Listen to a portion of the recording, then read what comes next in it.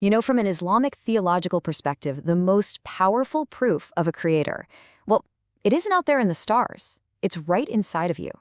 Today, we're going to unpack the argument that your own body is the ultimate sign. Let's get right into it. So let's just start with the big question this whole idea is built on. Just for a second, forget everything else and really consider this.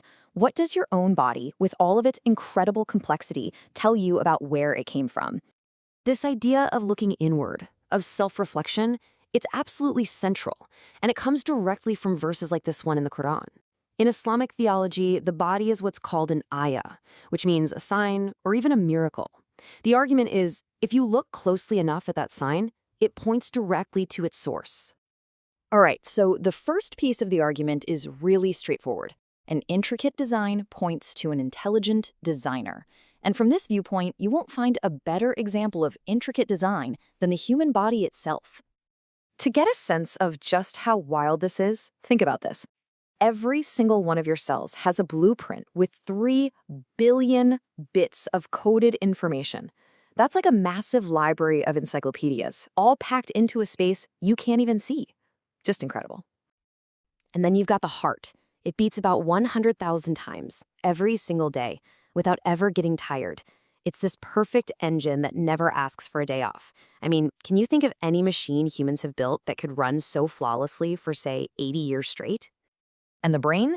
Don't even get me started. It's processing trillions of signals with a complexity that just dwarfs any supercomputer we've ever managed to build. So from this teleological perspective, the conclusion is pretty clear. There's no way this level of order and precision could be the result of just random chance.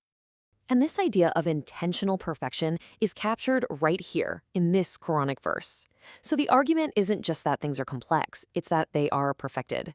And perfection, the logic goes, is no accident. It's the signature of a maker. Okay, so if the body's design points to a maker, the next question is about its very nature. And that brings us to the second pillar of the argument, this idea of dependence.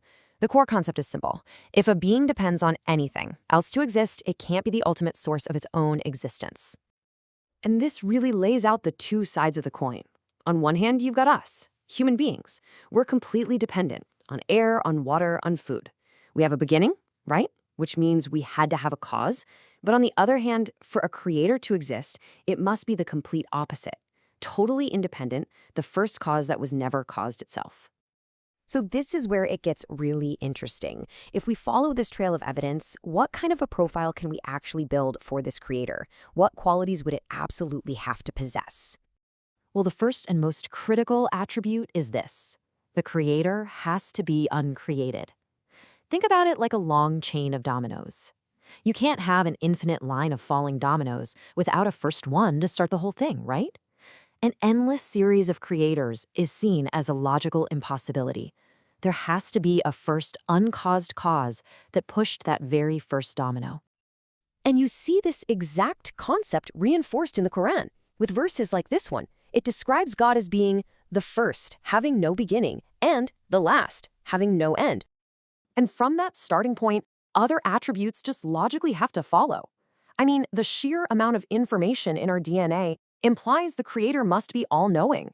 The power to create and sustain these unbelievably complex systems implies the creator must be all-powerful. And really crucially, the perfect harmony of it all implies there can only be one will in charge. Otherwise, you just have chaos. And what's amazing is the Quran makes this exact same logical argument for unity. This verse says that if there were multiple gods with competing wills, the universe would have literally fallen into ruin. So the harmony we see all around us is actually presented as evidence for a single, unopposed creator. Okay, so we've followed the logic from intricate design all the way to a single, all-powerful, uncreated creator. The final step in this line of reasoning is to connect this creator to Allah, the God of Islam. How is that connection made? While the argument goes that the connection is made in 2 key ways. First, that profile we just built using pure logic, one, independent, all-powerful, uncreated, is a perfect match for how God or Allah is described in the Quran. And second, the Quran itself is presented as a preserved text, making that claim directly from the source. Now, to back this up, the argument points to what it considers a kind of smoking gun. knowledge inside the Quran that it claims no human could have possibly known 1400 years ago. And it specifically points to the precise stages of how an embryo develops. And you have to hear the language used here. The Quran describes one of the earliest stages of the embryo with the Arabic word alaka, which translates to a clinging clot or even a leech-like substance. This is presented as a shockingly accurate description of the embryo implanting itself, clinging to the uterine wall, a biological reality we could only confirm with microscopes centuries and centuries later. So, what does this all add up to? Well, this whole logical chain leads to one final, massive implication. The argument posits that this level of detail, this perfection, it can't be for nothing. Intentional design implies an intentional purpose. And from an Islamic point of view, a life that has a purpose means a life of accountability, which, in turn, requires guidance from the one who designed it all in the first place. Whew! Okay, we've gone from a single cell all the way to the nature of God and the purpose of life. Let's just quickly run through that entire logical chain one more time. So here's the argument in 5 quick steps. 1, the body's incredible design points to a designer. 2, our total dependence points to a necessary independent being. 3, the unity of the universe points to a single creator. 4, the creator's necessary attributes perfectly match the description of Allah. And 5, the revelation in the Quran is presented as the final direct confirmation.